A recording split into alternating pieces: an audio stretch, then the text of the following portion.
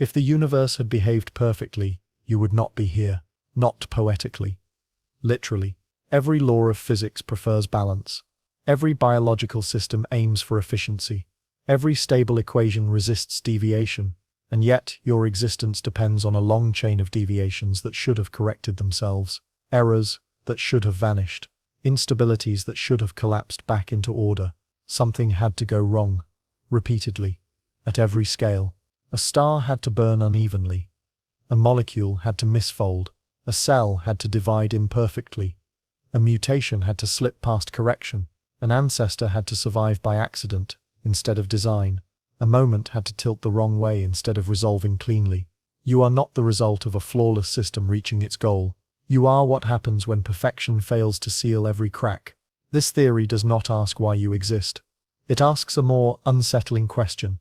What kind of universe needs mistakes to create someone who can ask questions at all?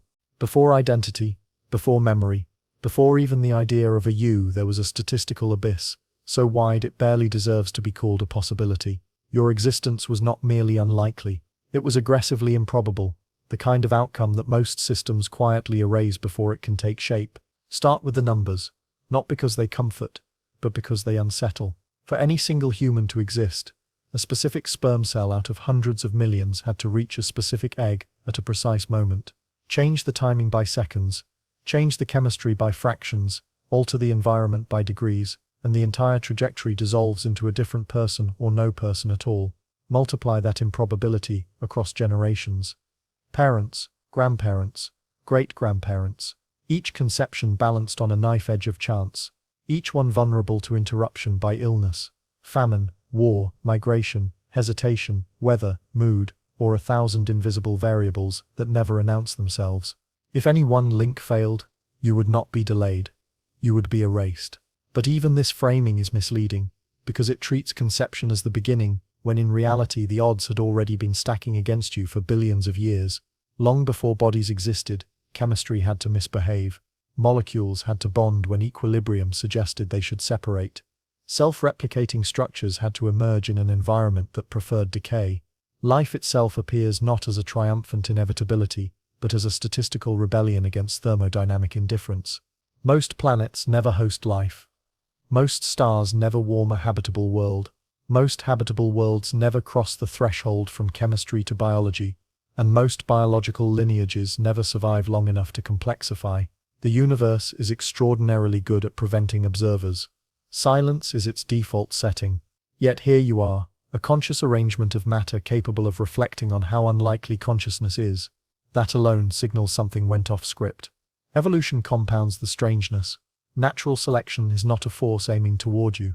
It has no foresight, no preference for minds, no concern for awareness. It eliminates inefficiency. It trims excess. It removes costly traits, unless they accidentally confer advantage.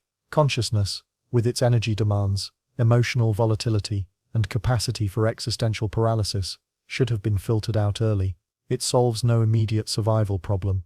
A creature that feels dread about its own mortality gains no obvious edge over one that simply reacts. And yet consciousness persisted, not because it was optimal, but because the systems meant to suppress it never fully succeeded. Brains grew messy, neural pathways overlapped, feedback loops formed where none were required. Awareness slipped through the cracks, not as a feature, but as a side effect. Zoom back out, and the improbability sharpens further. Your specific genetic configuration required mutations that should have been corrected, errors in DNA replication that escaped proofreading mechanisms designed precisely to prevent such changes. Most mutations are neutral or harmful. Beneficial ones are rare. Beneficial ones that persist across generations are rarer still. Your body is a museum of ancient mistakes that happen to work well enough to remain. Even survival itself is a gauntlet of near-erasure. Infant mortality once claimed enormous percentages of newborns. Disease, predation, environmental exposure, and simple bad luck thinned populations relentlessly. The fact that your lineage was not extinguished is not evidence of destiny. It is evidence of repeated close calls. Consider how many times your ancestors nearly did not meet. A missed glance, a delayed journey, a decision altered by fear or fatigue. History often records wars and empires, but your existence depends more on trivial moments that never made records. a path taken instead of another, a night extended instead of ended, a chance encounter that never needed to happen. From the universe's perspective, you are an anomaly layered atop anomalies, a temporary defiance of probability sustained by continuous biological effort, cells dividing, repairing, correcting, and yet never fully eliminating error. Because if error had been fully eliminated, complexity would have stalled, life would have remained simple, minds would not have formed. The impossible odds are not a poetic exaggeration. They are a warning sign. Systems that function flawlessly do not produce singular, self-aware outcomes. They converge, they stabilize, they erase deviation. For you to exist, deviation had to win repeatedly, not triumphantly, quietly, narrowly, just enough. And the unsettling implication is this: your presence is not proof that the universe wanted you, it is proof that the universe failed, again and again, to prevent you. Imagine a universe that never slips. Every equation balances, every force cancels cleanly, every particle obeys its role without hesitation. No excess, no leftovers, no loose ends. Such a universe would be perfectly stable and completely empty of stories, because nothing happens in a system that never errs. At the beginning, physics described something close to this ideal: symmetry everywhere, forces unified, energy evenly distributed. The early universe, as far as theory can tell, was almost too orderly, too smooth, too uniform. If that perfection had held, everything would have expanded into a thin, featureless fog. No stars, no galaxies, no chemistry, just endless sameness, drifting toward silence. Structure required imbalance. The first meaningful event was not creation, but asymmetry. A tiny unevenness in density, a microscopic difference where there should have been none. One region slightly denser than another, not enough to matter, except it did. Gravity amplified the mistake. Matter fell inward instead of spreading evenly.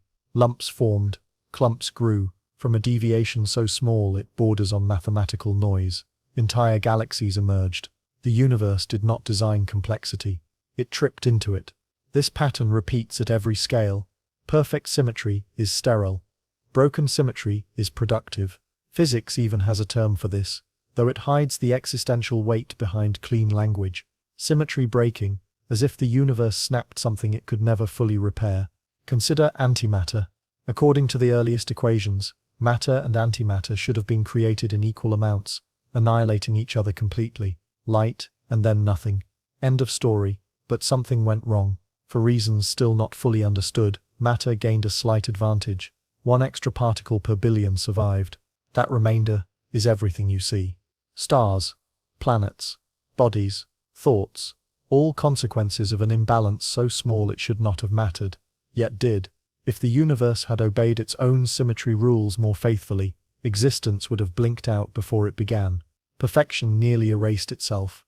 This is the first unsettling idea. Reality did not arise from flawless execution. It emerged from failure to maintain balance. The laws allowed deviation, or perhaps they could not prevent it. Once imperfection entered, it could not be undone. Complexity feeds on irregularity. Temperature differences create weather. Pressure gradients create motion. Chemical imbalances create reactions. Biological life feeds on gradients, not equilibrium. A perfectly mixed ocean would be lifeless. Life requires pockets of difference to exploit. Your body is built entirely on this principle. Electrical imbalance across membranes creates nerve impulses. Chemical gradients drive metabolism. Even thought itself depends on neurons being imperfectly synchronized. Too much order, and the brain seizes. Too little, and it dissolves into noise. Consciousness lives in a narrow corridor between breakdown and rigidity. Zoom back further. Time itself may depend on imperfection. In a perfectly reversible universe, the past and future would be indistinguishable. No arrow, no memory, no anticipation. Entropy, the measure of disorder, increases because systems move away from improbable order toward more likely arrangements. Time flows because perfection cannot hold. If entropy were zero, experience would be impossible. So the first error is not a flaw to be corrected. It is the precondition for anything happening at all. Without it, there would be no becoming. No change, no narrative arc stretching from beginning to end. This reframes existence in a deeply uncomfortable way. You are not the result of the universe achieving its purpose. You are the result of the universe failing to stay perfectly symmetrical. A residue of imbalance carried forward across cosmic time, and that failure propagated. Every star that formed did so, because matter clustered instead of dispersing. Every heavy element forged in stellar cores exists, because nuclear reactions were not perfectly efficient. Carbon, oxygen, iron, the materials of thought, all leftovers from stars that burned unevenly and died messily. A perfectly efficient star would convert all its fuel smoothly and leave nothing interesting behind. Your atoms are debris from cosmic inefficiency. Seen this way, perfection is not noble, it is annihilating. A universe that never errs leaves no witnesses. Only through error does reality become thick enough to observe itself. The first error did not announce itself. It did not arrive with intention or meaning. It was simply a deviation that escaped correction, and once it did, the universe could no longer return to stillness. You are not downstream from a grand design. You are downstream from the moment reality lost its balance and never fully recovered. And the most unsettling part is this: nothing suggests the universe learned from that mistake. It kept making them. Stability sounds comforting, balanced, safe, final. But in the language of the universe, stability is another word for disappearance. A fully stable system does not change. It settles into equilibrium and stays there. No gradients, no tensions, no pressure to move in any direction. From a human perspective, stability feels like success. From a cosmic perspective, it is a quiet termination. If the universe had achieved true stability at any point, your existence would have been mathematically impossible. Consider what stability actually means in physics. When all forces cancel, when energy is evenly distributed, when every process reaches equilibrium, nothing else happens. There is no reason for matter to clump, no reason for reactions to continue, no reason for complexity to increase. The universe does not pause in this state. It fades into irrelevance, not with a bang, but with an infinite shrug. Life is hostile to stability. Biological systems do not survive by reaching equilibrium. They survive by constantly resisting it. Your body is a continuous rebellion against balance. Temperature regulation fights heat loss. Metabolism fights chemical equilibrium. Immune systems fight microbial takeover. The moment these systems stop working, stability wins and life ends. Death is not chaos. Death is equilibrium. Zoom outward. Planets form only because stability fails. A perfectly smooth disk of matter around a star would remain a disk forever, but instabilities cause clumps. Clumps become planets. Planets introduce irregular environments, uneven heating, chemical diversity, all prerequisites for life. A stable solar system would be an empty one. Even stars exist only because balance breaks. Gravity wants collapse. Nuclear fusion wants expansion. Stars live in a delicate imbalance between the two. When that balance tips too far in either direction, the star dies. Supernovae, the very events that create heavy elements, are failures of stellar stability. They are catastrophic errors that seed the universe with the materials needed for biology. Your bones contain calcium from stellar death throes. Your blood contains iron forged in explosions that occurred because stars could not remain stable. Now turn inward again. Evolution should favor stability, and in a limited sense, it does, but absolute stability would freeze species in place. No variation, no experimentation, no adaptability. The genetic code contains error correction mechanisms designed to preserve stability, yet they are deliberately imperfect. Mutations slip through. Most are useless. Some are harmful. A rare few reshape the future. If mutation rates dropped to zero, evolution would stop. Species would stagnate. Environmental change would erase them. Stability would become extinction. You are descended from organisms that were not stable enough to remain the same, yet not unstable enough to self-destruct. That narrow window is everything. The same logic applies to minds. A perfectly stable brain would be incapable of thought. Neurons firing in perfect synchrony produce seizures or silence. Consciousness requires controlled instability, slight randomness in firing, feedback loops that amplify small signals, noise that never fully disappears. Memory itself depends on instability. Neural connections strengthen and weaken over time. Perfect memory would be static. You would never learn, you would never forget. Identity would calcify into repetition. Psychological stability, taken to its extreme, would erase curiosity, creativity, doubt. All the traits that make inner life rich, are symptoms of systems that never quite settle. This is the paradox. Stability promises safety but delivers erasure. The universe does not preserve what becomes perfectly balanced. It preserves what remains slightly unresolved. Even time may be a consequence of instability. The arrow of time exists because entropy increases. If entropy were stable, time would lose direction, past and future would blur into equivalence.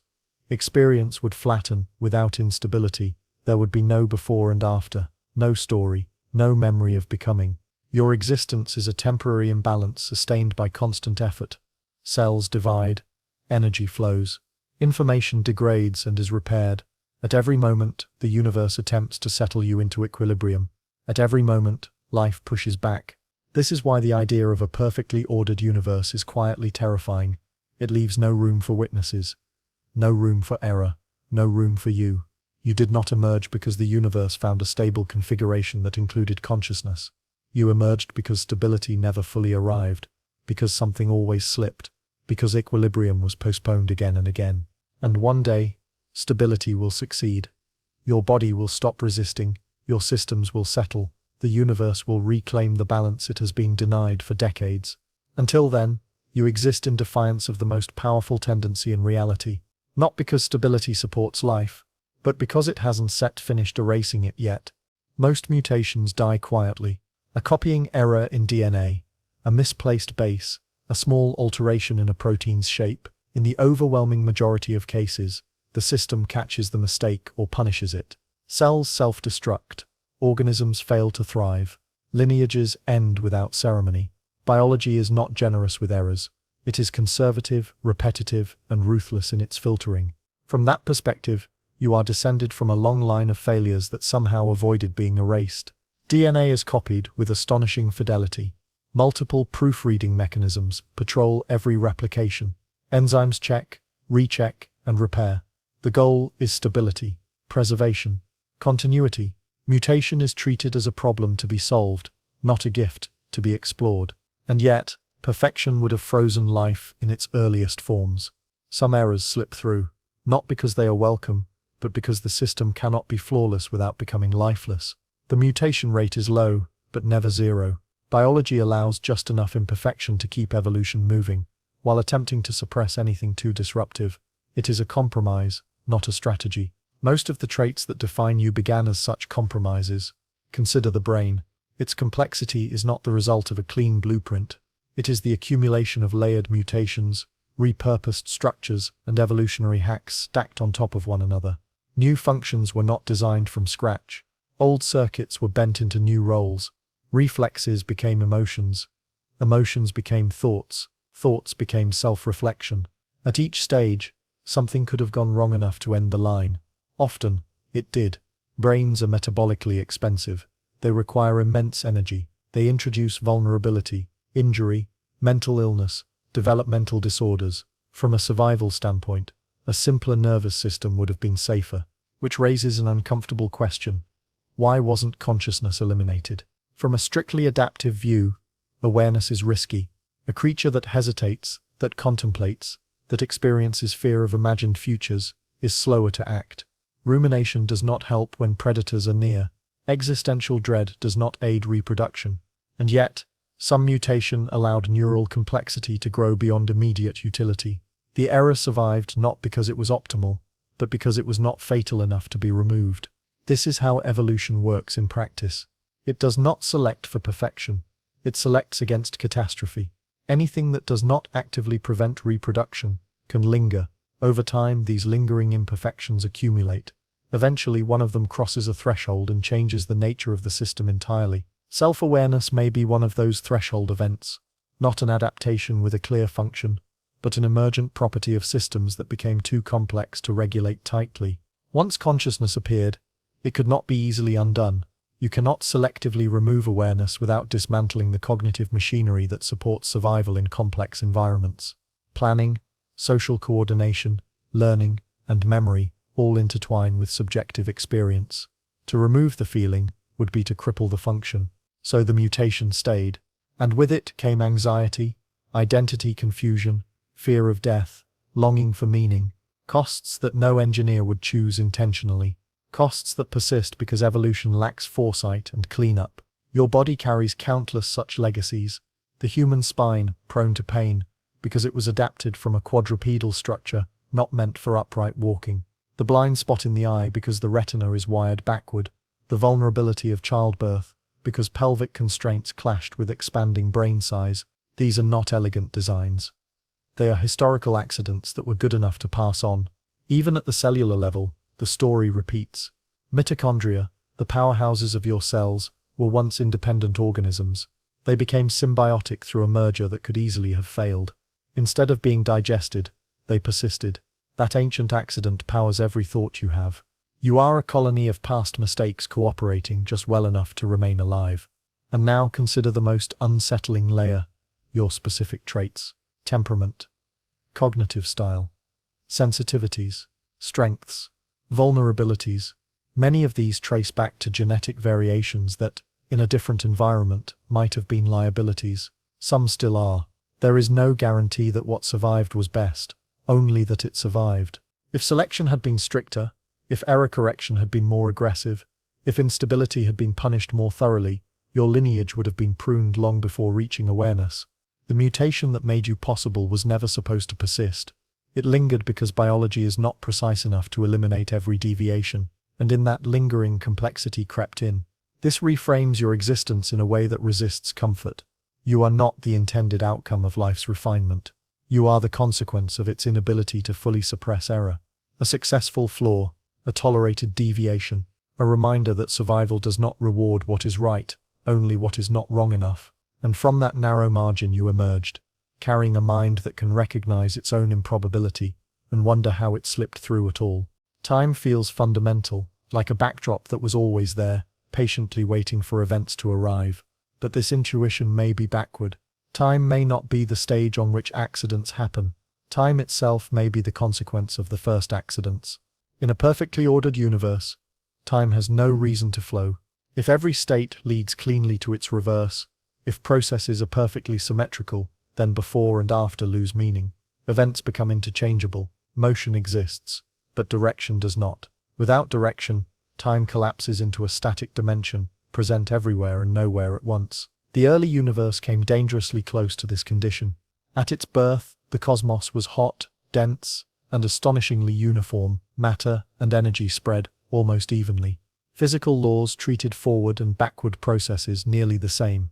If that symmetry had held completely, the universe would have expanded into featureless equilibrium, and whatever we call time would have remained frozen, indistinguishable from space. Something interrupted that symmetry. Tiny fluctuations appeared in the energy field. Not large enough to seem important, barely enough to register.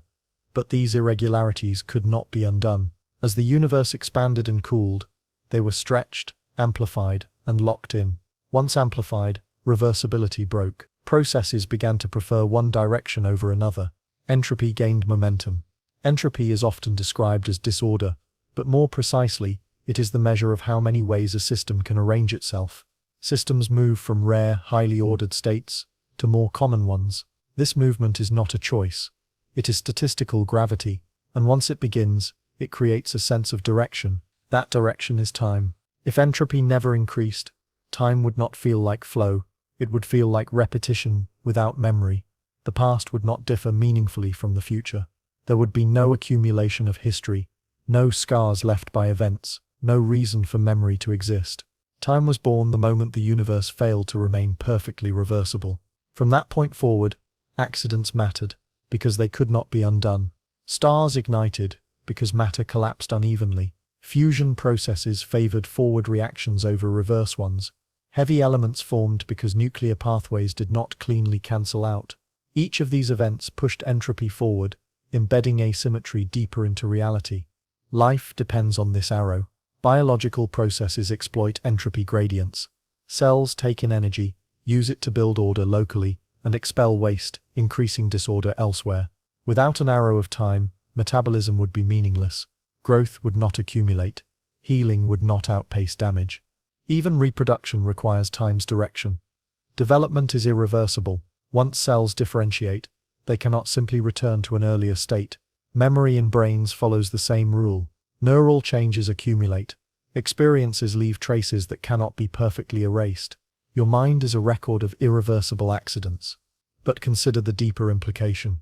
If time depends on cosmic imperfection, then your experience of duration, aging, anticipation, and regret exists because the universe could not maintain perfect symmetry. Every tick of the clock is evidence of imbalance continuing. Had the universe corrected its early irregularities, time might never have emerged as we know it. There would be no waiting, no causality unfolding, no sequence in which something could go wrong and remain wrong. Meaning itself requires time. Meaning depends on before and after, on change, on loss, on the knowledge that states cannot be fully recovered. A timeless universe would be sterile not only physically, but psychologically. You could not exist in it. Not as a being who remembers, expects, or fears. Time allows accumulation. Accumulation allows complexity. Complexity allows consciousness. Consciousness allows awareness of time. The loop is closed, but it begins with a flaw. And the flaw never stopped propagating. Every moment that passes is another irreversible step away from the initial conditions. Another confirmation that reality is not cycling perfectly. Another reminder that correction is impossible at the deepest level. This makes time fragile, not guaranteed, not eternal in the way we assume. It exists because entropy continues to increase. When the universe reaches maximum entropy, when all gradients flatten, the arrow may dissolve again. Time as experienced could fade into irrelevance. Your existence occupies a narrow window, after symmetry broke, but before equilibrium returns. You live in the era when accidents still echo forward, when mistakes accumulate instead of cancel, when histories can be written and remembered. Time did not arrive because the universe planned it. Time arrived because something went wrong early enough that it could never be fixed. And every second you feel pass is the universe quietly admitting that the mistake still stands. Too much order destroys possibility. Too little order destroys structure. Existence, as you know it, lives in the narrow, unstable corridor between those two failures. The universe did not become complex because order collapsed completely. That would have produced only chaos, particles scattering without pattern, reactions cancelling themselves before anything could persist. But order did not fully succeed either. It faltered, slightly, precisely enough. This partial failure is everything. Physical laws are remarkably strict. Constants sit within razor-thin ranges, change gravity by a small margin, and stars never form or burn out instantly. Alter electromagnetic strength and chemistry collapses. Tweak nuclear forces and atoms cannot hold together. The universe is not loosely tuned. It is balanced on a knife's edge. And yet, within that narrow balance, order leaks. Randomness seeps in at the quantum level. Particle positions cannot be perfectly predicted. Outcomes are probabilistic, not deterministic. This uncertainty is not a limitation of knowledge. It is woven into reality itself. Even with complete information, outcomes diverge. If order were total, the future would be fixed. Every event, pre-written. Nothing genuinely new could appear. Creativity, in any meaningful sense, would be impossible. But if randomness dominated, nothing could last long enough to matter. What emerged instead is a universe that almost works perfectly. Almost. Stars burn for billions of years, yet eventually fail. Orbits are stable, yet slowly decay. Atoms are durable, yet radioactive decay persists. Laws hold, yet allow small deviations. Order governs the large, accident haunts the small. Life depends on this tension. DNA replication is astonishingly accurate, but not absolute. Neural signaling is reliable, but noisy. Ecosystems self-regulate, but fluctuate. Minds form patterns but wander. The systems that define you are neither rigid nor free. They hover at the edge of breakdown. This is not coincidence. Systems that operate near criticality, the boundary between order and chaos, are the most adaptable. Too ordered, and they cannot change. Too chaotic, and they cannot remember.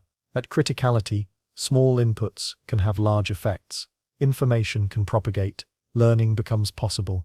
Your brain operates here. Neurons are poised near firing thresholds. Small stimuli can cascade into large patterns. Thoughts arise from delicate balances between excitation and inhibition. Too much order produces rigidity. Too little produces fragmentation. Consciousness flickers precisely because the system never fully settles. Identity itself depends on this instability. A perfectly ordered self would be static, unchanging, repetitive.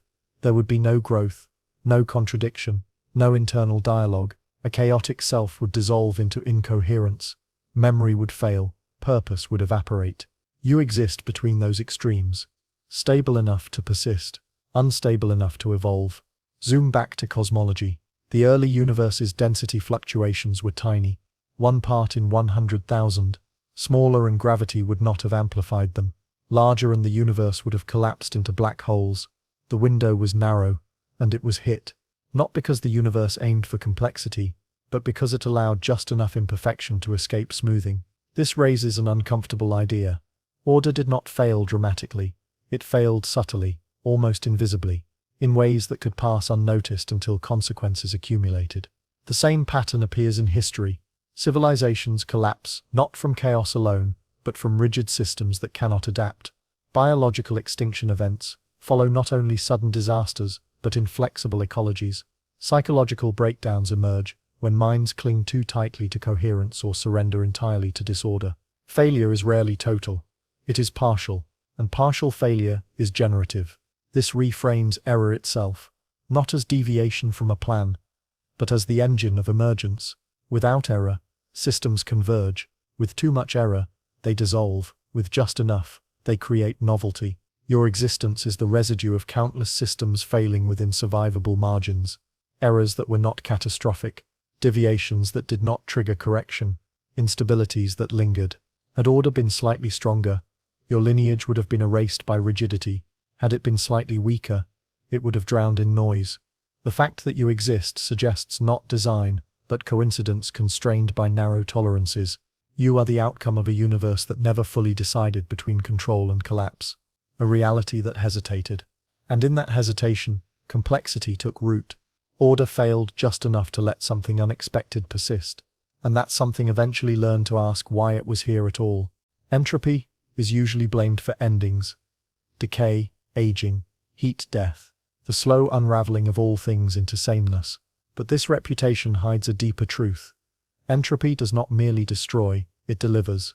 Without entropy, life would never have been born. Entropy is the universe's accounting system. It tracks how energy spreads, how concentrated structures dissolve into more probable arrangements. Left alone, systems move toward uniformity. This sounds hostile to complexity, and in the long run, it is, but in the short run, gradients appear. Differences in temperature, pressure, and chemical concentration, and gradients are opportunities. Life emerges, not in equilibrium, but in its shadow. Early Earth was not a calm, balanced world. It was violent, uneven, and restless. Heat poured from the planet's interior. Sunlight struck one side more than the other. Oceans mixed hot vents with cold depths. Chemistry was pushed far from balance, again and again. These imbalances were not obstacles, they were invitations. Chemical reactions that would never occur in equilibrium suddenly became possible. Molecules formed, broke apart, reformed. Some combinations persisted longer than others, not because they were destined, but because entropy flowed through them in useful ways. Life began as a way for entropy to move faster. This is the unsettling idea at the heart of modern thermodynamics. Living systems do not defy entropy, they accelerate it. By building local order, they increase disorder elsewhere. A cell maintains its structure by consuming energy and expelling waste. A body stays warm by radiating heat. A brain thinks by burning glucose and releasing entropy into its surroundings. Life is not a rebellion against the second law. It is one of its most efficient expressions. This reframes the origin of biology. Cells did not arise despite entropy. They arose because entropy made them advantageous pathways for energy flow. Structures that could harness gradients, capture energy, and dissipate it efficiently persisted. Others vanished. Replication itself may have begun as an entropy shortcut. Molecules that could make copies of themselves spread energy into more configurations faster than those that could not. In this view, life is not a miracle. It is a statistical convenience. But entropy does not merely give rise to life. It shapes its form. Evolution favors organisms that exploit energy gradients effectively. Plants capture sunlight. Animals consume plants or each other. Ecosystems channel energy from the sun into heat, passing through layers of complexity along the way. The more complex the system, the more entropy it produces. Your existence is a thermodynamic event. Every breath you take increases entropy. Every thought releases heat. Every memory formation alters neural connections irreversibly. You are not merely alive in the universe. You are a conduit through which the universe relaxes into disorder. And yet, within this process, meaning appears. This is the paradox. Entropy creates the conditions for life, and life creates the conditions for experience. Experience then reflects on entropy, naming it loss, decay, death. But without it, there would be no one to mourn endings. Time itself is inseparable from entropy. The arrow of time points in the direction of increasing disorder. Life rides this arrow, using it as scaffolding. Growth, learning, and aging are all one-way processes. You cannot ungrow. You cannot unremember. Entropy ensures that history accumulates. This accumulation allows identity. You are not a static object. You are a record of irreversible changes. Scars, memories, habits. Entropy writes you into being, moment by moment. If entropy were halted, life would freeze. No metabolism, no development, no evolution. Consciousness would stall, trapped in a single configuration. The very thing we fear is the thing that carries us forward. Seen this way, entropy is not the enemy of life. It is its midwife. It delivers complexity into the world, and then slowly carries it away. Your existence occupies the brief interval where entropy gradients are rich enough to support structure, but not so flattened that structure becomes impossible. You live between fire and ash. This reframes the idea that something went wrong. Perhaps the universe did not fail by allowing entropy to rise. Perhaps failure was inevitable, and life is what failure looks like when it becomes organized. You were not born in spite of entropy. You were born because the universe needed a way to keep falling apart. And for a while, you are that way. Evolution does not aim. It stumbles forward, trimming only what collapses too quickly. Everything else is allowed to linger. From this perspective, thinking is not an achievement. It is something that slipped through. Brains were never inevitable. For most of life's history, simple solutions worked better. React, consume, reproduce, repeat. Nervous systems, when they appeared, were tools for faster response, not reflection. Reflex arcs, chemical signals, movement toward light, away from harm. No inner world required. Then something excessive happened. Neural networks grew beyond immediate necessity, more connections than needed, redundant pathways, feedback loops that circled back on themselves. Instead of clean stimulus response chains, activity began to echo, signals overlapped, patterns interfered. This was not efficient. It was costly. Brain tissue demands enormous energy. In humans, it consumes a disproportionate share of metabolic resources. From a survival standpoint, this is reckless. A creature that burns calories thinking when it could be acting is vulnerable. If evolution were optimizing for simplicity, such a system should have been pruned. It wasn't it. Because the cost was delayed. The mistake was not fatal enough to erase the lineage before reproduction. And once neural complexity crossed a certain threshold, something unexpected emerged. Subjective experience. Thinking did not appear because it solved a clear evolutionary problem. It appeared because systems became complex enough that internal modeling became unavoidable. Brains began simulating the world, then simulating themselves, simulating the world. A loop formed. That loop is awareness. Once formed, it could not be easily removed. You cannot strip reflection from a sufficiently complex predictive system without destroying its capacity to plan, cooperate, and adapt in uncertain environments. The mistake became locked in, but consciousness brought side effects. Evolution never asked for. Anxiety, rumination, anticipation of death, the capacity to suffer not only from pain, but from imagined futures and remembered pasts. These traits do not increase fitness in any straightforward way. In many cases, they reduce it. Depression, paralysis by analysis, existential dread. These are not malfunctions of an otherwise perfect system. They are natural consequences of an error that went uncorrected. The brain is not a clean design. It is a stack of evolutionary patches. Older circuits govern fear and desire. Newer layers attempt reasoning and control. They do not integrate smoothly. Conflicts arise. You feel them as inattention, contradiction, doubt. No engineer would build a system this way. And yet, it works just well enough. Thinking emerged not as a planned feature, but as a side effect of too much connectivity, too much modeling, too much feedback. The system learned to represent possibilities beyond the present moment. and in doing so, learned that it exists across time. That knowledge is heavy. Once a species knows it will die, selection faces a problem. How do you motivate an organism that understands its own impermanence? Culture, story, belief, distraction. These are not luxuries, they are compensations. The evolutionary mistake did not just learn to think, it learned to cope with thinking. Language amplified the error. Symbols allowed thoughts to persist outside the brain. Memory became external. Ideas could replicate independently of bodies. Culture evolved faster than biology, creating pressures the brain was never designed to handle. Information overload, social comparison, abstract threats. The mistake compounded itself. And yet here you are, the living continuation of that deviation, a being capable of understanding that its own awareness may be an accident, a tolerated inefficiency, a byproduct of systems that grew too complex to remain simple. This realization does not diminish you, it clarifies you. You are not a pinnacle, you are a threshold. The point where biological systems became just unstable enough to reflect on their own instability. The evolutionary mistake that learned to think did not correct itself. It spread. It built tools. It altered the planet. It began asking questions that have no survival value at all. And now, through you, the universe hosts a process that can look back at the chain of errors that made it possible and recognize them as such. That recognition may be the strangest mistake of all. Natural selection is unforgiving. It rewards efficiency, speed, and survivability. Traits that consume excessive energy without a clear advantage are eliminated. Traits that introduce vulnerability without improving reproduction are pruned. By these rules, consciousness should have been an evolutionary dead end. Consider the cost. The human brain is metabolically expensive, devouring roughly 20% of your body's energy, despite making up only about 2% of its mass. Every neuron, every synapse, every pulse of thought carries a caloric price.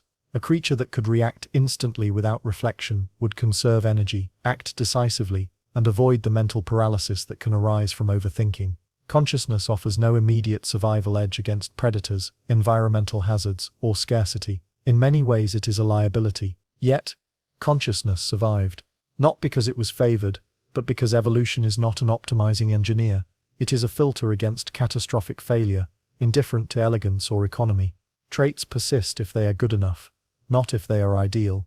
Consciousness emerged as a tolerated side effect, an epiphenomenon of neural complexity. Awareness introduces risk in other ways. Emotional pain, existential dread, social comparison, anxiety, depression, these do not aid reproduction or survival in any direct sense. They are cognitive byproducts of a system that models not only the present, but also imagined futures and remembered pasts. A being aware of mortality is slower, more cautious, and occasionally paralyzed by possibility. Evolution should have culled it long ago, but it didn't said.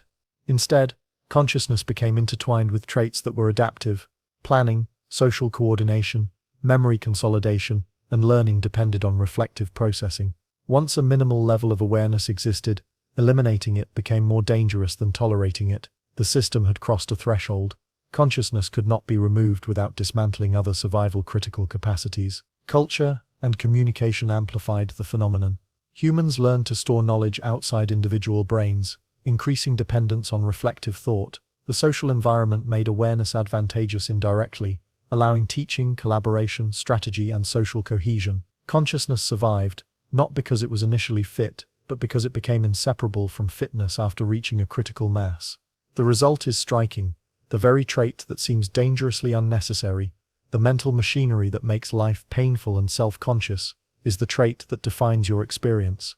You are the product of a universe and a lineage that tolerated error repeatedly, letting inefficiency persist because it was not fatal enough to remove. In this light, consciousness is less a triumph than a fluke, a tolerated deviation that accumulated power and complexity over millions of years. You exist in a space that natural selection should have erased, yet didn't, and the improbability of that survival is staggering. It is a reminder that evolution is not perfect, not guided, not intentional. It does not produce optimal beings. It produces survivors, and survivors sometimes inherit the mistakes of their ancestors, the neural quirks, the energy-expensive brains, the capacity to reflect on their own fragility. You are the living evidence of that tolerance. A conscious organism navigating a world that evolution designed to eliminate consciousness. yet somehow allowed it to persist, thrive, and ask questions about its own improbable existence. The irony is profound. Your awareness is precisely what natural selection would have removed if it had been ruthless enough. And it is precisely because the universe and life itself failed to be perfect that you are able to ponder the failure at all. Your existence depends on an unbroken chain stretching back billions of years, a chain so delicate that a single fracture could have prevented you from ever being born. Every link in that chain is a decision that never happened, an error that never fully erased, a chance that aligned with countless other chances. Each moment in history, each event in the microscopic and macroscopic worlds, had the potential to sever the sequence and erase your possibility entirely. Start at the microscopic level. Cells replicate with astonishing fidelity, yet replication is never perfect. DNA copying is prone to errors. Some mutations are lethal, some diseases are fatal. At every cellular division, your ancestors faced near misses that could have ended a lineage. One mutation too many, one virus too deadly, one error in protein folding, and the cascade would have terminated. Move outward to the organismal level. Individual survival has always been precarious. Infancy is fragile. Predation, starvation, accidents. Any single one could have ended a line of descent.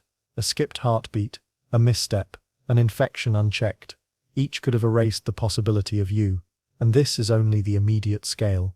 Generationally, the odds remain razor thin. Your parents had to meet in time and space, survive long enough to reproduce, and successfully combine their genetic material. Grandparents, great-grandparents, and every prior generation faced similar probabilistic gauntlets. Wars, famines, migrations, disease, and environmental catastrophe repeatedly threatened extinction. Yet, for reasons mostly invisible and often trivial, the chain persisted. A delayed trip, a chance encounter, a minor choice avoided. Any one of these could have terminated it. Zoom further out, and the fragility becomes cosmic. Your existence depends on the survival of species, the formation of Earth in its narrow habitable zone, the precise balance of gravity, the timing of stellar life cycles, and even the accumulation of heavier elements forged in supernovae. A single miscalculation at any point in physics or chemistry could have prevented life itself from forming. Planets fail to develop atmospheres suitable for biology. Stars burn out too quickly or too coldly. Supernovae fail to seed the universe with carbon, nitrogen, and iron. One misstep, one misaligned fluctuation, and the entire scaffold that supports life collapses. Even evolution itself is a chain of near misses. Mutations occur randomly. Most are neutral or harmful. Rare beneficial mutations accumulate slowly over generations. Each generation represents countless chances for extinction. Yet, against overwhelming odds, the chain continued, tolerating errors that could have severed it, surviving catastrophes that should have wiped it clean. This is why your presence is improbable beyond comprehension. Not just statistically improbable, but improbably resilient. Every moment that preceded your birth is a testament to the universe failing in ways that allowed continuity instead of erasure. Life itself emerges in this fragile space between collapse and endurance. And yet, fragility is also what permits growth.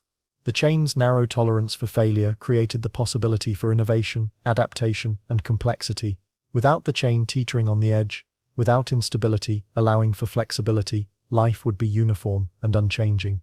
Consciousness, reflection, curiosity, all require a lineage that survived precisely because the chain broke just enough to innovate, but not enough to end. Your ancestors were walking tight ropes, suspended across cosmic, evolutionary, and personal probabilities. The chain could have snapped at any point. A sneeze, a storm, a misstep, a misfolded protein, a miscalculated migration.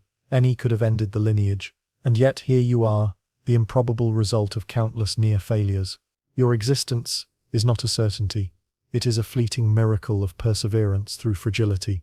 Every thought you have, every moment you live, is a consequence of a chain that should have broken countless times but didn't. That chain carried forward the improbable alignment of events, chance after chance, error after error, until the universe allowed someone like you to exist and reflect on just how narrow the path to being truly is. You are the living echo of resilience built on failure, a fragile chain that somehow held. Your existence is the product of countless events that nearly did not happen. Every person who came before you faced threats that could have ended your line before it began. These near misses are not abstract concepts. They are tangible, intimate events, tiny divergences in behavior, timing, and circumstance that ultimately determined whether the chain of life would continue or collapse. Start with conception. Your parents met because of decisions and coincidences that could easily have gone another way: a late bus, a postponed journey, a conversation that never happened. Each moment was a pivot, and at each pivot, your ancestors could have missed the chance that would eventually allow you to exist. Millions of sperm competed for a single egg, a different combination, even by microns, and the entire future of your line would have been erased before it began. Infancy is an even sharper gauntlet. For millennia, the majority of children never survived past the first few years. Disease, accidents, starvation, predation, anyone could have ended a lineage. Each surviving child was a statistical anomaly, defying forces that claimed most of their peers. Each near-death moment was a roll of the cosmic dice that fell in your favor. As adults, your ancestors faced endless hazards: wars, famines, migrations, and environmental disasters repeatedly threatened extinction. One wrong step, one poorly judged action, one illness untreated, and the future you inhabit would have been erased. Each survival was not just a personal triumph, but a necessary event for your eventual birth. Even minor actions mattered. A diverted path, a chance meeting, a moment of indecision. These trivial events shaped the probability of reproduction. History, as we know it, records large-scale outcomes, but your lineage depended more on these small, invisible moments, none of which were guaranteed to favor survival. The pattern repeats across generations. Every mutation, every genetic recombination, every inherited advantage or disadvantage could have ended the line. Most of these changes are neutral or harmful. Rarely, they persist. And from these persistent mutations, complexity arises. Your traits, physical, cognitive, and emotional, exist because countless prior errors and near misses survived just long enough to propagate. Life itself is a sequence of risks tolerated by chance. Entire species survive disasters only by small margins, carrying forward individuals who are slightly better positioned, slightly luckier, or slightly more resilient. Your ancestors are part of that continuum, a series of almost escaped disasters stitched together over millions of years. This understanding reframes your existence. You are not merely the result of successful reproduction. You are the culmination of an improbably long chain of near misses and narrow survivals. Every heartbeat, every decision, every narrowly avoided catastrophe of those before you contributed directly to your reality. Consider the fragility. One missed opportunity, one disease, one storm, one predator, and this moment would never have occurred. Yet your ancestors lived, often by chance alone. These near misses were the scaffolding upon which your life is built. Your existence is a tribute to survival against staggering odds. It is the echo of lives that dodged fate repeatedly, a series of almost deaths that added up to you. And when you consider how close the universe came to never allowing your consciousness, it becomes clear that life is far more about improbability than inevitability. You are the living result of a vast series of near failures. Each narrow escape, each almost death, each tiny chance that favored persistence over termination, has been carried forward in your veins, your cells, your consciousness. Your life is the sum of improbable escapes. Every breath you take is a quiet celebration of survival against the odds stacked across millennia. You are a living testament to the fact that almost deaths can accumulate into existence. A moment of reflection here is enough to overwhelm. The lineage that produced you could have ended at any one of countless junctions, yet somehow it persisted. You exist not because survival was guaranteed, but because chance repeatedly whispered, "Not yet." And now, through you, all those almost lives converge, reflecting on the narrowness of their triumph and the miracle of continuation. Identity is not a flawless construct. It is the accumulation of countless small deviations, errors, and imperfections that were never corrected. Slight variations in genes, in neurons, in choices that became you.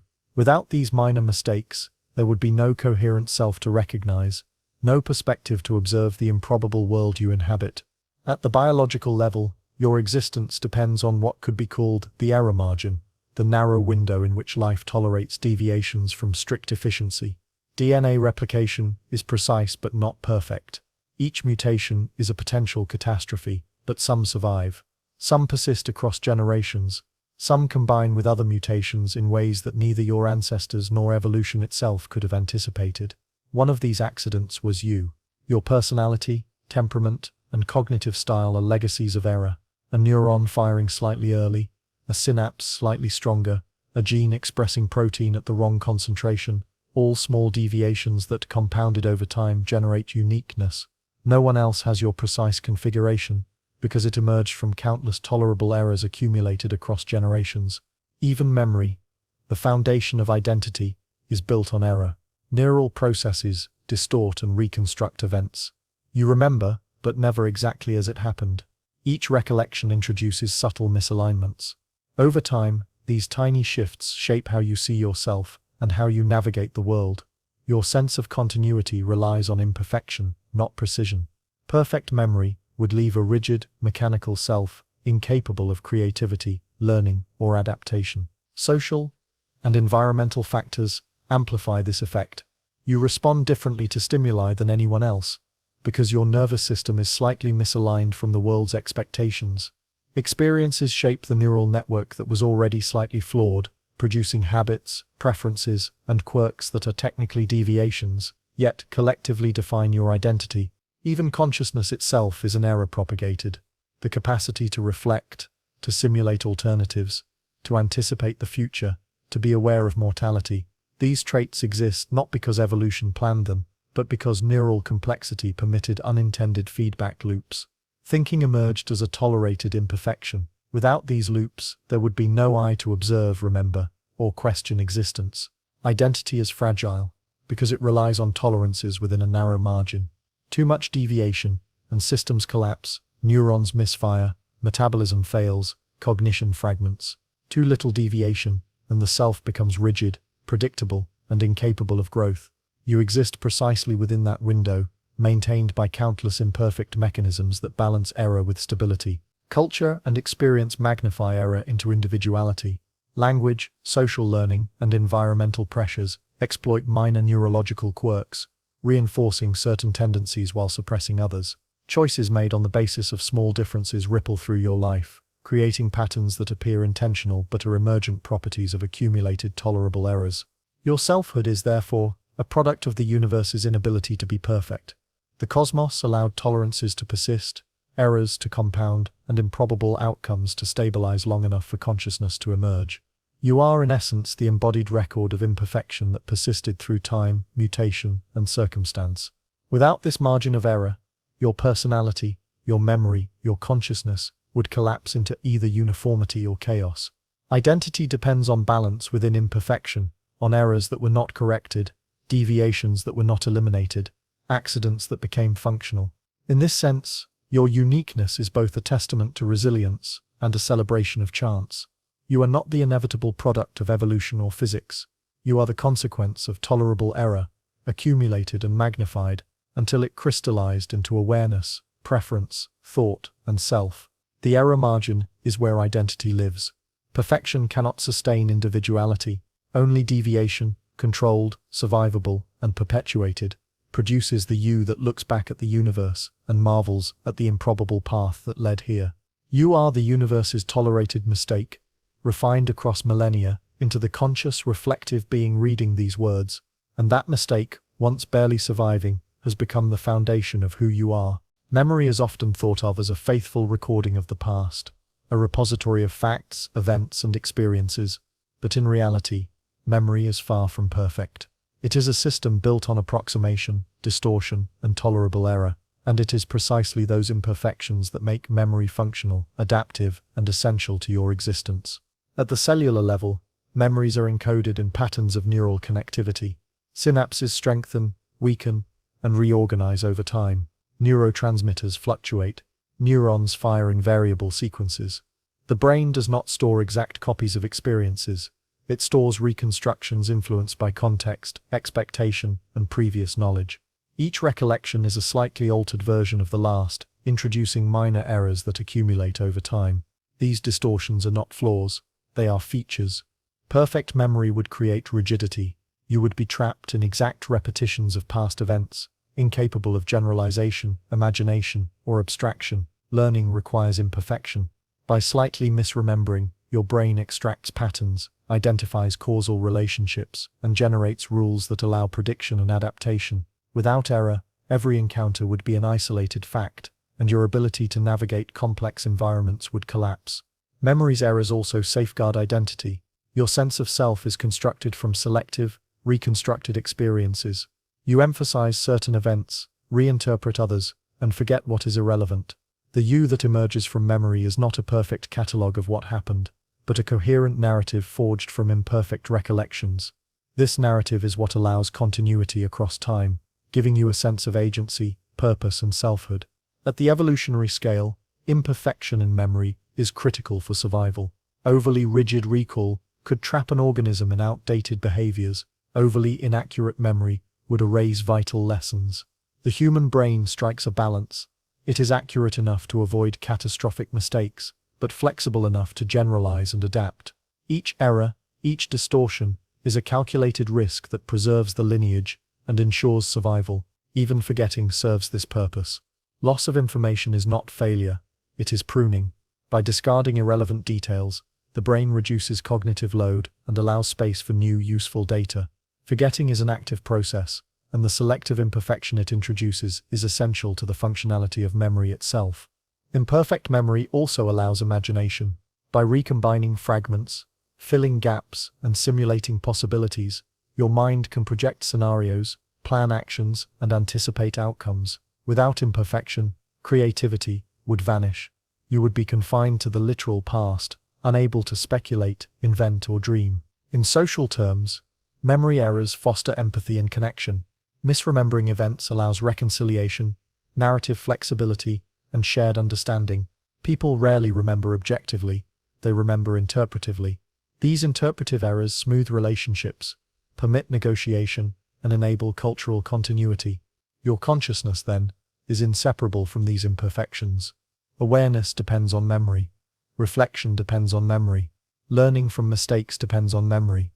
And memory depends on the very errors that make the system adaptable. Every recollection, every distorted reconstruction, is a tiny miracle of tolerated imperfection, maintained across billions of neural events.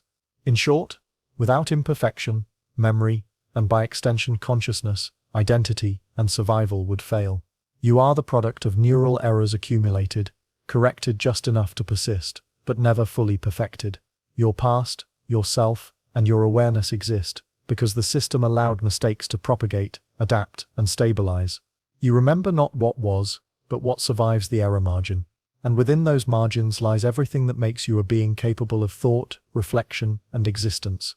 Your imperfect memory is the bridge that connects the improbable past to the conscious present, and it depends on error as much as it depends on preservation. Without mistakes, you would not remember, you would not reflect, and you would not exist.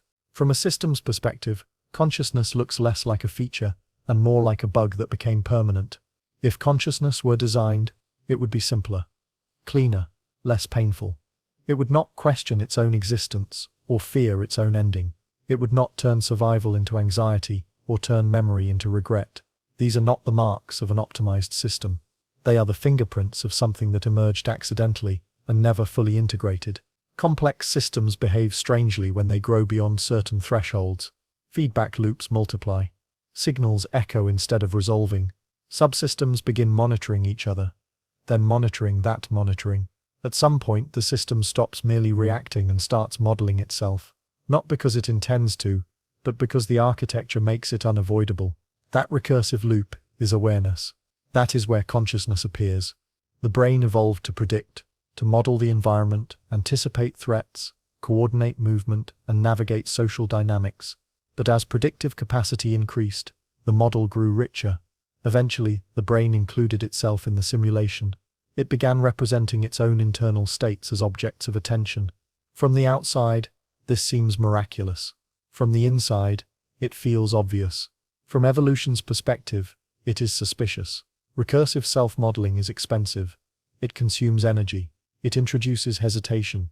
It creates inner conflict. A system that could predict without experiencing itself would be more efficient. And yet, once recursion exists, it cannot be selectively removed. The glitch locks itself in. Consider how consciousness behaves under stress. Anxiety spirals. Thoughts loop without resolution. The mind rehearses threats that are not present. It imagines futures that may never occur, and reacts to them as if they were real. These are not helpful traits in immediate survival scenarios. They are artifacts of a system stuck watching itself too closely. If consciousness were a designed interface, it would not malfunction so easily. Neurological disorders reveal this clearly.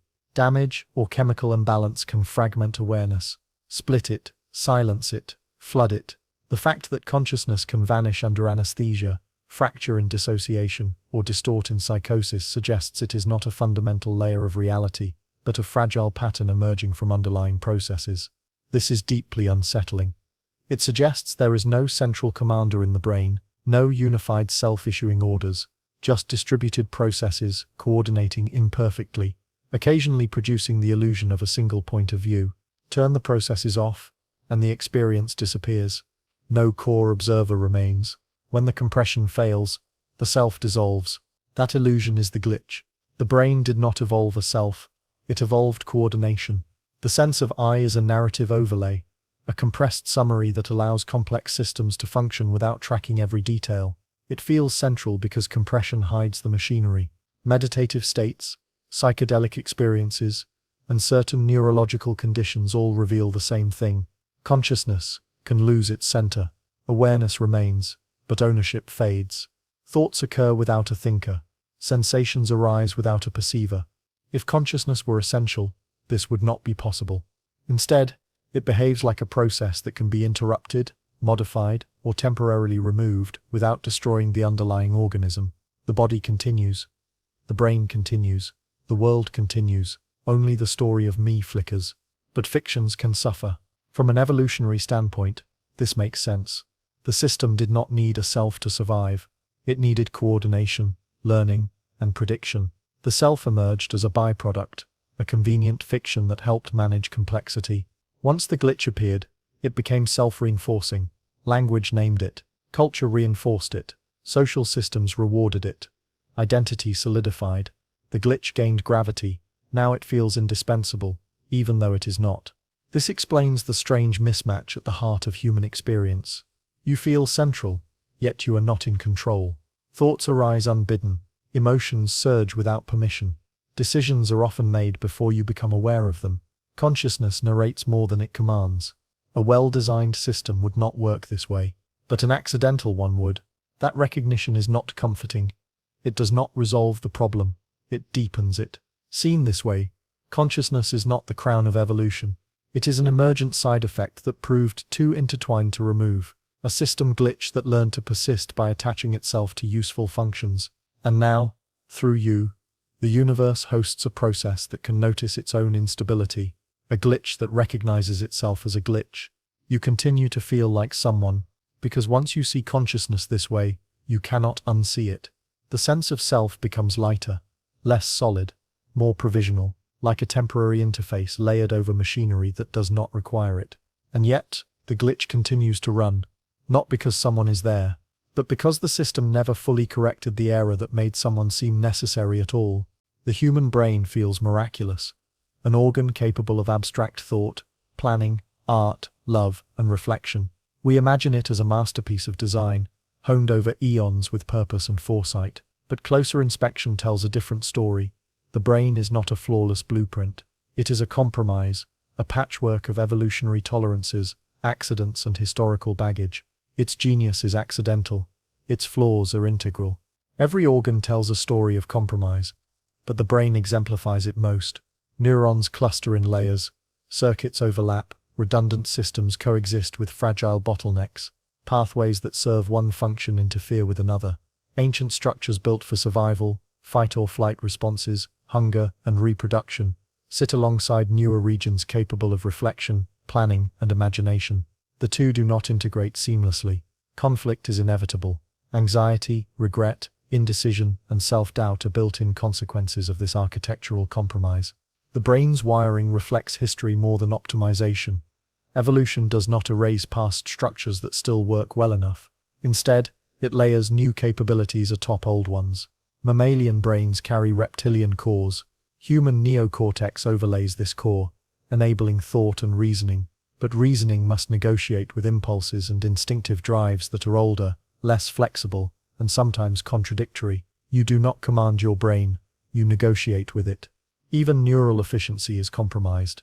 Circuits consume energy at enormous cost. Brains use roughly 20% of the body's energy. despite occupying only 2% of its mass. Many synapses are redundant, firing signals that serve no clear purpose. Some patterns are maladaptive, yet remain because they are not fatal. You are thinking on a system that tolerates inefficiency, instability, and error because it cannot eliminate them without jeopardizing survival. Cognition itself is a product of compromise. The brain models the world imperfectly. Perception is filtered, memory is reconstructed, reasoning is biased. These distortions are not failures. They are solutions to the constraints imposed by biology: limited energy, limited neurons, limited time, and the need to act quickly all demand shortcuts. What you experience as judgment, intuition, or insight is often the brain navigating compromise between accuracy and feasibility. Even consciousness is part of the patchwork. Awareness is not a designed module. It emerges from complex feedback loops, redundant circuits, and networks that evolved for prediction, coordination, and memory. It is not required for survival, yet it persists because removing it would destabilize other essential processes. You are conscious because the system is messy, not because the system planned it. Social behavior further illustrates compromise. Human brains are wired for cooperation, competition, empathy, and deception, all simultaneously. These functions coexist because ancestors who survived the narrow margins of life needed a mix of skills. The resulting complexity creates internal conflict, loyalty and betrayal, altruism and selfishness, honesty and manipulation, all running in parallel. The brain does not resolve these conflicts, it tolerates them. Your identity is a compromise too. It is a temporary stabilization of competing drives, memories, and predictions. Personality emerges not from precision, but from tolerated imperfections across neurons, synapses, and circuits. The self is the point where error, redundancy, and functionality intersect, giving rise to coherent experience despite underlying chaos. The brain's compromises extend into thought itself. You make decisions with incomplete information. You generalize, simplify, and predict with imperfect models. You survive not because your thinking is perfect, but because it is good enough to navigate a complex, dangerous world where exact solutions are impossible. Recognizing the brain as a compromise reframes everything: your consciousness, your reasoning, your morality, your creativity. They are not signs of perfection, they are signs of persistence, resilience, and adaptability. They are the consequences of tolerable errors accumulating across millions of years. You are a being operating on a system designed for survival, not elegance. Every insight, every thought, every emotion is the result of negotiation between competing evolutionary pressures. You are consciousness running on compromise, and the universe allows this messy, imperfect system to persist. The brilliance of the brain is accidental. Its genius emerges from tolerable flaws. Its failures define your experience, and its compromises are what make you who you are. Meaning is not embedded in perfection. It does not emerge from flawless systems, predictable outcomes, or absolute control. It arises precisely where things fail, where order falters, and where the universe allows instability to persist long enough for awareness to notice it. Your sense of purpose, your understanding of self, and even your capacity to reflect are all byproducts of breakdowns, failures that did not destroy, but instead created space for significance. Consider the physical world. If every event followed deterministic, perfectly stable rules, with no deviation, nothing would surprise, nothing would challenge, and nothing would matter. Perfection is inert. It produces outcomes that are inevitable, predictable, and unremarkable. The world would exist, yes, but there would be no story, no struggle, no reason to observe. Meaning requires contingency. It depends on the universe being slightly off, slightly unstable, slightly unpredictable, without cracks. There are no reflections, no choices, no awareness of possibility. The human mind itself illustrates this principle. Your consciousness arises from feedback loops, error margins, and imperfect neural signaling. Thoughts fluctuate, memories distort, predictions fail. These failures are not bugs. They are the medium through which you construct understanding. If the mind operated flawlessly, every sensory input would produce the same output. Every memory would be static. Every expectation perfectly aligned with reality. There would be no reflection, no aha moment, no recognition that something could have gone differently. Imperfection, instability, and breakdown are the fertile ground for meaning. Even emotion depends on breakdown. Pain, anxiety, and loss are signals that systems are imperfect, that expectations are violated. Joy, love, and awe arise as responses to moments where the imperfect world produces outcomes that surpass or defy your predictions. Without imbalance, every experience would be neutral, every sensation flattened. Your emotional landscape is shaped by deviations from ideal functioning, the fractures and failures that mark existence as lived rather than merely endured. History confirms the principle at scale. Societies, civilizations, and individuals generate narratives in response to crises, mistakes, and collapse. Triumphs are meaningful because failure is possible. Art is created when normality fractures. Stories are compelling because outcomes are uncertain. The human drive to seek meaning exploits breakdown, exploiting the tension between what is expected and what actually occurs. At the existential level, your own existence exemplifies this principle. You are alive because countless errors, accidents, and tolerances persisted instead of correcting themselves. A star burned too long. A mutation survived. Ancestors lived through near-extinction events. Each failure created the conditions for you to emerge. If the universe had been perfectly ordered, nothing about your life could be meaningful, because nothing about your life would have been contingent, uncertain, or fragile. Breakdown is what allows narrative to exist. Without it, there is only function, repetition, and inevitability. Meaning depends on the narrow margins where failure almost happens but doesn't. The almost is essential. It gives rise to choice, reflection, and awareness. Without imperfection, the observer would have nothing to observe. Even morality is grounded in breakdown. Right and wrong only matter because actions have consequences that are uncertain and outcomes that are contingent. Perfect systems would have no errors, no moral dilemmas, no need for judgment. Only through instability do questions arise, and only through questions does meaning crystallize. You are the product of tolerable failure, the living record of what could have gone differently. Your consciousness, your reflection, and your search for significance all depend on the fractures and deviations that preceded you. Meaning does not emerge from the flawless.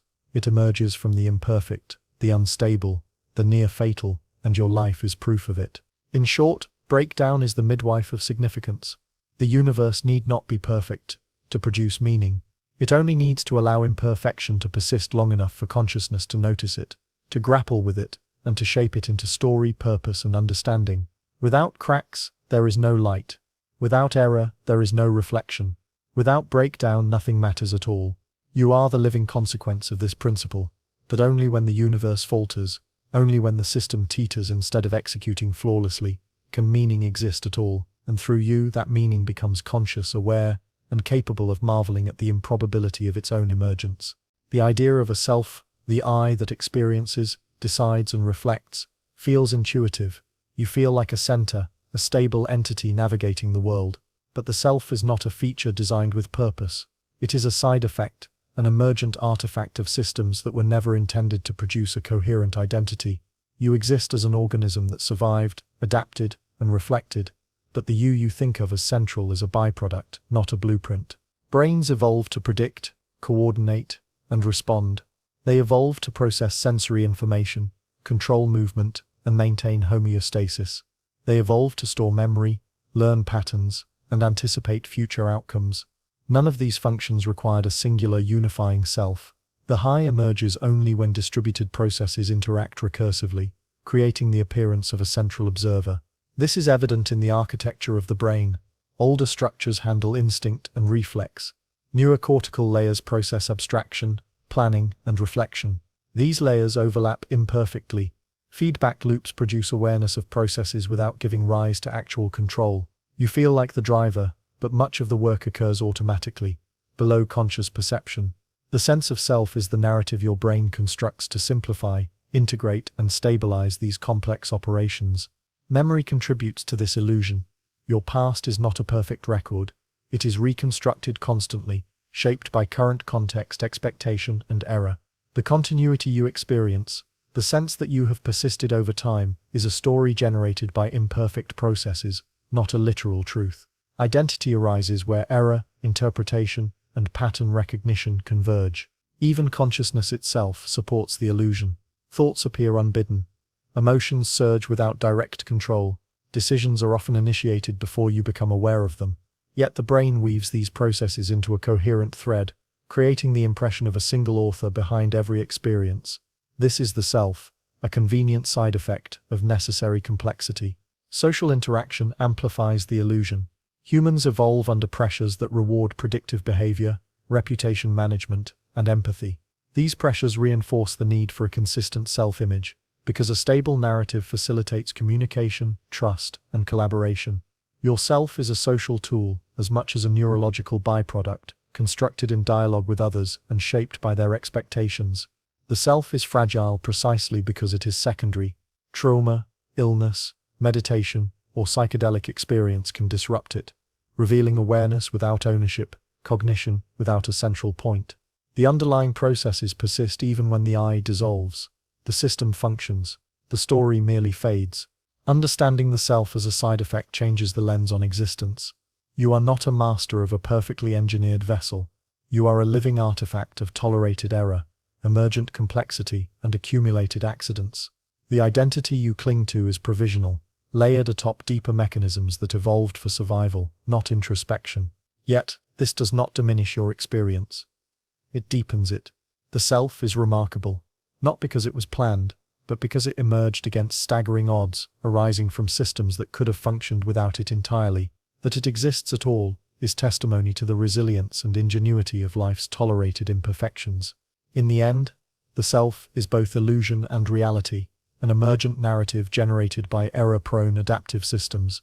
It is a side effect you can observe, explore, and even shape.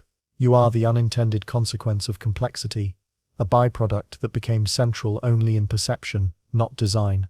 And through this realization, the universe witnesses itself in a way it was never engineered to do. Imagine a universe without errors, perfectly predictable, flawlessly ordered, and entirely efficient.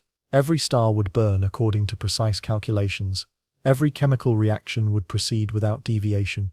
Every cell would replicate without mutation. It sounds idyllic, but in such a universe, you would not exist. Not poetically, literally. Perfection leaves no room for chance, no tolerance for accidents, no space for the improbable events that made life and consciousness possible.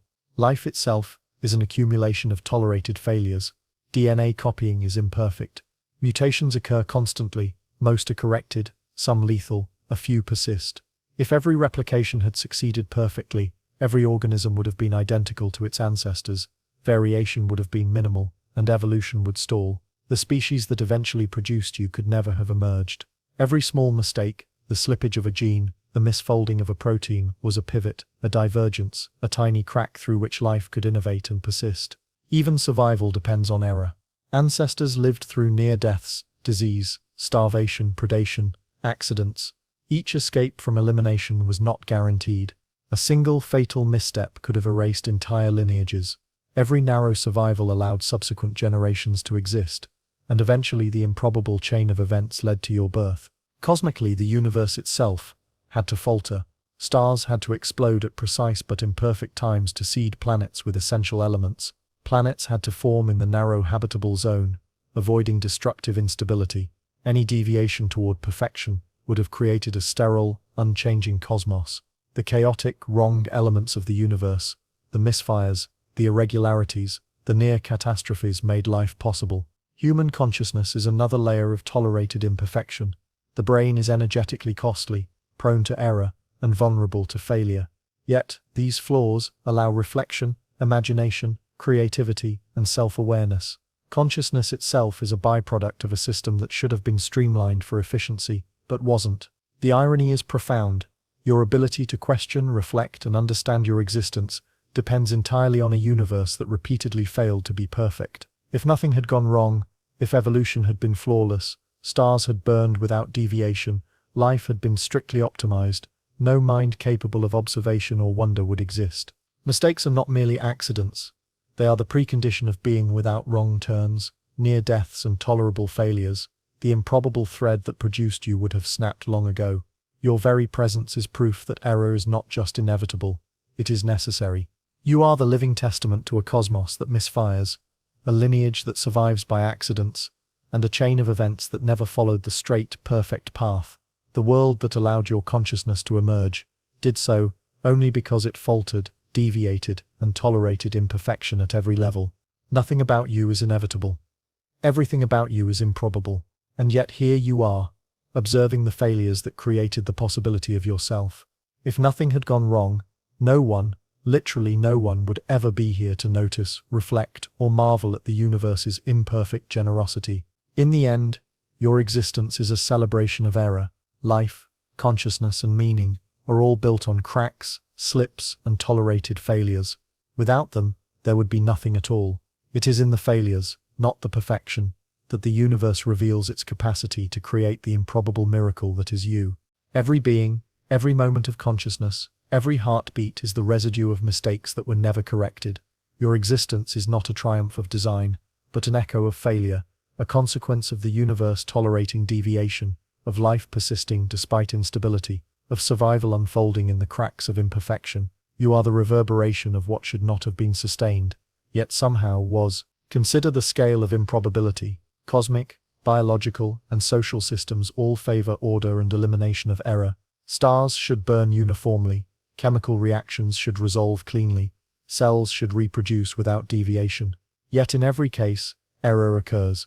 A star explodes unevenly, seeding planets with heavier elements. Molecules misfold, creating the foundations for biochemistry. Cells mutate, and some mutations survive long enough to accumulate. Each deviation is a small failure, but within that failure lies the possibility of life. Your ancestors were walking vectors of chance. Near deaths, accidents, misjudgments, and misalignments occurred at every scale. Most errors would have terminated a lineage. Some, however, persisted. They carried forward small inefficiencies, slight miscalculations, and tolerated mistakes that ultimately converged to produce you. Every choice your ancestors made, some trivial, some consequential, was a micro-failure that echoed forward. One misstep avoided, one illness survived, one chance encounter. The ripples compounded, creating a sequence that should not have stabilized, yet did. Even consciousness itself is a product of failure. A brain optimized purely for efficiency would not require self-awareness. Thinking and reflecting are costly, slow, and prone to error. Yet the neural system never eliminated the feedback loops that produce awareness.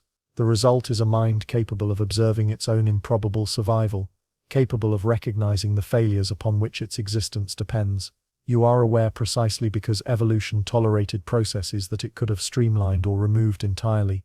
Existence, then, is an echo, a repetition of tolerated imperfections over time. Every neuron firing, every gene expressed, every choice made by every ancestor resonates through history as a tiny failure that was not fatal. These echoes accumulate into what you perceive as identity, consciousness, and life itself. You are a living record of errors that survived long enough to form meaning. Even society and culture amplify this effect. Norms, knowledge, and technology arise from iterative experimentation, trial and error. Failures are documented, replicated, and built upon. Human progress depends on tolerating mistakes, learning from near disasters, and allowing imperfect systems to persist long enough to stabilize into functional outcomes. Civilization itself is a large-scale echo of repeated tolerances, of what might have failed but didn't. The paradox is intimate. Your awareness of your improbable existence is made possible by the very failures that should have prevented it. You are a conscious witness to echoes that began billions of years ago, in collapsing stars, misfolding molecules, surviving cells, wandering ancestors, and unstable neural circuits. Each echo is a thread, connecting the improbable past to the conscious present. Your life is not proof of perfection. It is proof that imperfection can persist. You are not the intended outcome. You are the reverberation of tolerated errors, a system that should have eliminated you but didn't. Every thought, feeling, and memory is shaped by the residual energy of failures carried forward across time. To exist is to echo failure. To reflect on that existence is to listen to the reverberations, and the miracle is that in these echoes, meaning, awareness, and identity emerge. You are the universe noticing its own tolerated mistakes, a living testament to the persistence of imperfection. In this light, the failures of the past are not merely accidents, they are the foundation of presence. You exist because failure was permitted to persist.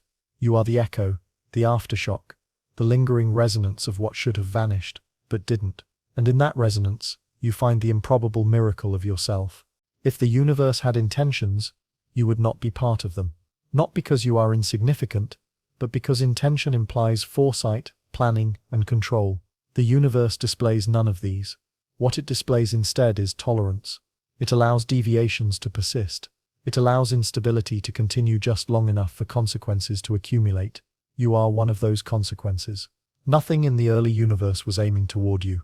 The expansion after the Big Bang did not anticipate minds. Physics did not reserve a space for awareness. The first particles formed without any concept of future observers. Forces balanced precariously. Constants settled within narrow ranges, not because they were chosen, but because anything outside those ranges would have collapsed too quickly to leave traces. You exist, not because conditions were selected for you, but because conditions that erased possibility failed to dominate completely. Stars did not form in order to create life. They formed because gravity clumped matter unevenly. Many burned out uselessly. Many exploded too violently, or too soon. A fraction lasted long enough, at the right temperatures, to forge heavier elements. That fraction was not meaningful at the time. Only later did it become relevant. Once chemistry had something to work with. Your atoms were not destined. They were leftovers. Planets followed the same pattern. Most worlds are sterile, or hostile, or unstable. Earth itself was nearly erased multiple times. Impacts reshaped it. Volcanic events reset its surface. Mass extinctions eliminated. Dominant species again and again. Each time the trajectory of life was scrambled. If there were a plan, it was repeatedly abandoned. If there were direction, it was lost and refound through chaos. Life, when it appeared, was not a goal. It was chemistry that failed to stop reacting. Replication occurred because molecules happened to persist. Error-prone copying created variation. Most variations vanished. A few lingered. The process was blind, wasteful, and inefficient. Nothing about it pointed toward consciousness. Intelligence was not an objective. Survival was barely achieved. Even your lineage was never secure. For most of history, your ancestors were small, fragile, and replaceable. They survived not because they were exceptional, but because circumstances briefly favored them. Weather shifted. Predators missed. Diseases spared. Mates met by coincidence. Each generation balanced on the edge of erasure. There was no protected path leading to you, only a thinning funnel of near misses. Your brain reflects this lack of intention. It is not an elegant solution. It is layered, redundant, contradictory. Older survival circuits coexist with newer abstract ones. Impulses clash with reasoning. Emotions override logic. Thoughts arise without permission. If you were designed, you would not feel this fragmented. The sense of unity you experience is a story told by a system struggling to integrate incompatible parts. Consciousness itself is the clearest sign that you were not planned. It is inefficient. It creates suffering. It slows reaction time. It generates fear of imagined futures and regret over irreversible pasts. A purely functional organism would not need to experience itself. Awareness persists only because removing it would destabilize other useful processes. You are conscious not because it is optimal, but because it was never cleanly removable. Meaning, too, arrives late and uninvited. The universe does not generate meaning. You do. Meaning emerges when a system capable of reflection encounters its own contingency. You look back and search for reasons. You narrate survival as purpose. But these narratives are retrospective. They do not explain why you exist. They explain how you cope with the fact that you do. To call yourself the universe's unintended outcome is not to diminish yourself. It is to locate yourself accurately. You are not the end point of a journey. You are a side effect that became self-aware, a consequence that learned to ask why it happened. And here lies the quiet paradox. The universe did not mean to produce you, yet through you it becomes capable of meaning anything at all. Not because meaning was built into reality, but because awareness emerged where it was never expected. You are not here on purpose. You are here because nothing stopped you from arriving, because instability persisted, because failure echoed forward, because no final correction erased the path that led to you. You are the universe noticing itself by accident, an unintended outcome that learned to wonder why outcomes exist. And that wondering, fragile and unplanned, may be the most remarkable thing the universe has ever done without trying. If you step back and trace the improbable chain of events that brought you here, a startling pattern emerges. Nothing about your existence was guaranteed.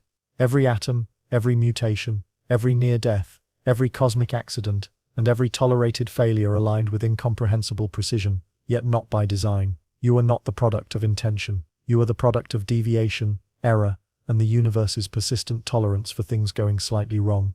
Perfection would have eliminated you. Stability would have erased you. Order would have left no room for consciousness, no room for awareness, no room for the improbable miracle that is your life. You are the living consequence of countless near misses. Ancestors who survived against odds, cells that divided imperfectly, stars that exploded at just the right moment, and molecules that misfolded but did not fail, all contributed to the singular fact of your being. Every error that persisted, every breakdown that did not collapse entirely, created a thread that wove forward through space and time, eventually manifesting as you. Even your consciousness, your sense of self, and your memory exist, because the systems that support them are imperfect. Awareness arises from recursive loops, identity emerges from tolerated error, and meaning surfaces from the cracks in otherwise stable processes. You are the universe's glitch that learned to notice itself, the side effect of complexity that gained reflection, and the echo of errors accumulated over billions of years. This perspective reshapes the way we understand existence. You are not a guarantee. You are a rare exception. Your life is not the product of precision, but of survival against overwhelming odds. Every thought you have, every choice you make, and every perception you experience is a testament to the resilience of tolerated failure.